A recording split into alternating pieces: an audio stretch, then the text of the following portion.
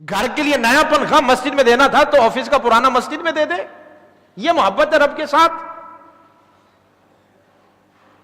شادی بیاہ ہو جائے تو لاکھوں خرچ ہو جائے مسئلہ کوئی نہیں ہوتا, اور جامعہ میں اگر 500 روپے بھی دینے لگ جائے نا, 500 روپے, تو اس پہ بھی 100 دفعہ استخارہ کرنا پڑتا ہے کہ دیں کہ نہیں دیں, کہیں تنگ دستی تو نہیں ہو جائے گی.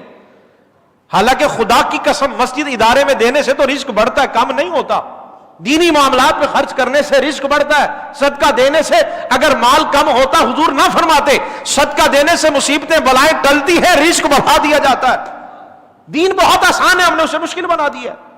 بہت آسان ہے ہمارا دین.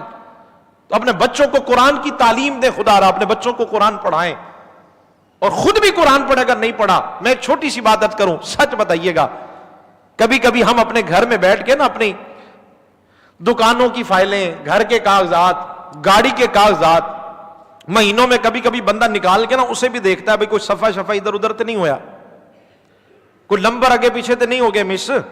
بیچنا پڑے گا تو مسئلہ ہوگا نا, بیچتے ہوئے ایک نمبر بھی آگے پیچھے ہو گیا تو قیمت کم ہو جائے گی گاڑی کی. فائلیں سنبھال کے رکھتے ہیں کہ نہیں؟ بولے نا جواب تو دے, سر نہیں لائے جواب دے مجھے. سنبھال کے رکھتے اور دیکھتے بھی رہتے, کبھی کبھی صاف بھی کر دیتے کہ چلے یہ فائل رکھی ہوئی ہے تو کام آ جائے گی, کل بیچیں گے گھر تو فائل جتنی اچھی ہوگی اتنی قیمت اچھی ہوگی. ہاتھ جوڑ کے جملہ کہہ رہا ہوں سمجھانے کے لیے صرف. ہم سب کے گھروں پر قرآن پاک رکھا ہوا ہے, سب کے گھروں پر. مجھے یقین ہے جس کی دکان ہے اس کے ہاں بھی قرآن ہوگا, جس کی فیکٹری ہے اس نے بھی اپنے گھر میں, جو بھی کام کر رہے ہیں ہم سب کے گھروں پر بھی, آفس میں بھی, دکانوں میں بھی قرآن پاک رکھے ہوئے. کبھی کبھی اٹھا کے دیکھ لیا کرو کہ غلاف میں مٹی تو نہیں لگی. ہم کہاں کھڑے ہوئے اس وقت, خود سوچے نا کیسے برکت ہوگی ہمارے پاس, کیسے اللہ کی رحمتیں آئیں گی. ہم نے قرآن پڑھنا چھوڑ دیا, نماز پڑھنا چھوڑ دی, لگ گئے تعویذوں کے چکر میں, وہ بھی جعلی لوگوں کے پاس, جاہل لوگوں کے پاس. تو تبدیلی اس طرح نہیں آئے گی. میرے دوستوں اگر گھر میں رحمتیں چاہتے ہیں تو قرآن پڑھنا شروع کریں. آپ جتنے بیٹھے سچ بتائیے گا, آپ کے جو بزرگ ہیں وہ قرآن پڑھتے تھے یا نہیں؟ آپ سے پوچھ رہا ہوں, دوسری بات نہیں کر رہا. میں کسی کی مثال نہیں دینا کہ لندن میں ایسا ہوتا ہے, لاہور میں ایسا ہوتا ہے, مری میں ایسا. آپ سے پوچھ رہا ہوں, آپ اپنے گھر میں جا کے پوچھئے گا, جو جوان بیٹھے ہیں جا کے پوچھئے گا کہ ہمارے بابا ہمارے دادا فجر کی نماز پڑھ کے آتے تھے, پہلا کام کیا کرتے تھے؟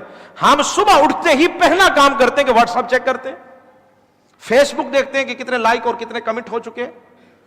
ہم یہ ہمارا ہی کام ہوتا ہے. مس کالیں چیک کرتے ہیں, میسیجز دیکھتے ہیں, یہ ہمارا کام ہے. لیکن پوچھیں کہ بزرگ آ کے کیا کرتے تھے؟ فجر کی نماز پڑھ کے آتے تھے تو پورا گھر قرآن پاک کی تلاوت سے گونجتا تھا. اس لیے اللہ کی رحمتیں تھیں مسلسل. ہم نے نماز ہی چھوڑ دی. بہرحال یہ اپنے بچوں کو عادت ڈالیں. میں سمجھانے کے لیے عرض کر رہا ہوں ساری باتیں, ساتھ ساتھ آپ کو بھی عرض کیے جا رہا ہوں. بچوں کو قرآن پڑھائیں, ان کو قرآن کی تعلیم, اور ساتھ میں کسی اچھے قاری کا انتخاب کریں جو آپ کے بچوں کو قرآن کی تعلیم کے ساتھ ساتھ میرے کریم آقا صلی اللہ علیہ وسلم کی سیرت بھی بتائے.